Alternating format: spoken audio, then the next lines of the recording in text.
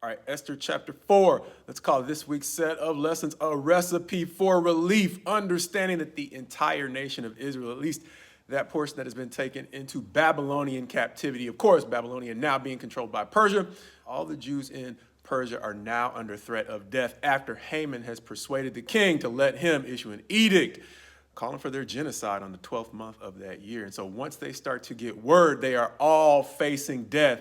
Mordecai himself is going to go into mourning. He's going to tear his clothes and put on sackcloth and don ashes, which is, I guess, a traditional type of mourning for the Hebrew people during this time period. And he is not going to be alone, because as the word spreads throughout the kingdom that all the Jews throughout Persia are to be killed in the 12th month, they're all going to go into mourning and fasting. And so the subtitle for this lesson is going to be the first two ingredients in that recipe for relief to fast. The first of which is going to be the one they do in response to getting the horrible news. But in addition to word spreading throughout the Persian Empire, word is going to get back to Esther.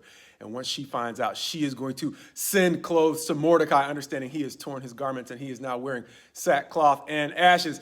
She's going to try to get him to change clothes, but he is not going to be concerned about what he is wearing. So she is going to find another trusted eunuch in the king's court and send word to Mordecai to let her know what is going on, to which Mordecai is going to reply with a summary of the edict and a request that Hathach the eunuch go back and explain what it means to Esther. And not only that, to ask her to go to the king to beg for their lives, to which Esther is going to send message back to Mordecai, the famous dilemma that anybody who approaches the inner court of the king without being called, everybody knows there's one rule, and that is death.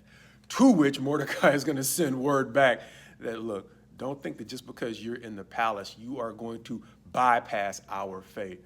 If you try to bypass your opportunity to step up on behalf of the Jewish people, relief, thus the title, A Recipe for Relief, and deliverance, he's confident will come for the Jewish people from another source.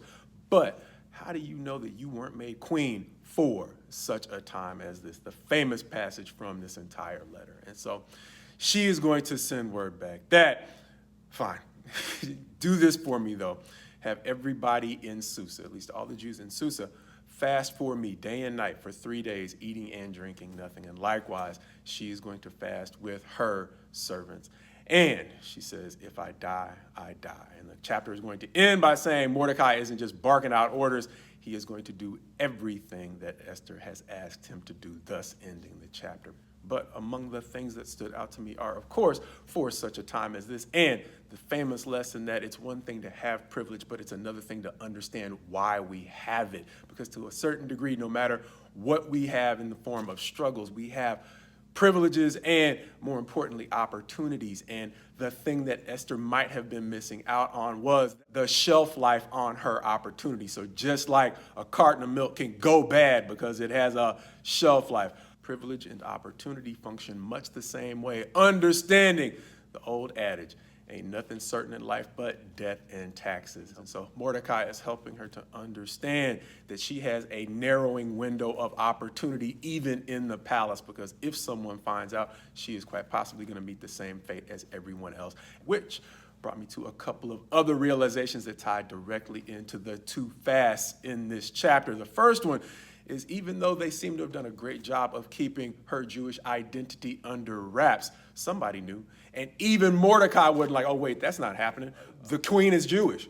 Mordecai and everyone else who knew that Esther was Jewish fully appreciated that there are limits on influence. And so the first fast that we see in this chapter seems to come from people who do not presume too much on the influence they have, even with Esther in a position of royalty in Persia. And Esther's dilemma reminded me so much of a story that got a lot of attention not too long ago, and that was the dilemma of Meghan Markle and her husband. I think it's Prince Harry. I'm not into the royals, so please forgive me. But Meghan Markle marrying into royalty did not somehow cure racism in England.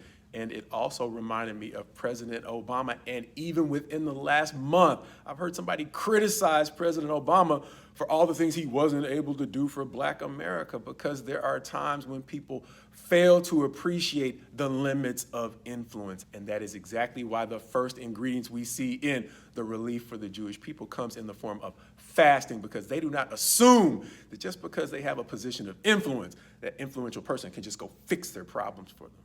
No, they appreciate the way that influence only matters in this circumstance if it comes along with a little bit of mercy from God, even though God might not be mentioned specifically in this chapter or the book of Esther, but also it's going to require some mercy from the king. So if there's any takeaway for the rest of us, it is we probably do well when we have positions of influence, but we probably do a lot better to understand the limits on our influence and the way in which influence often has to be finessed in order to really matter.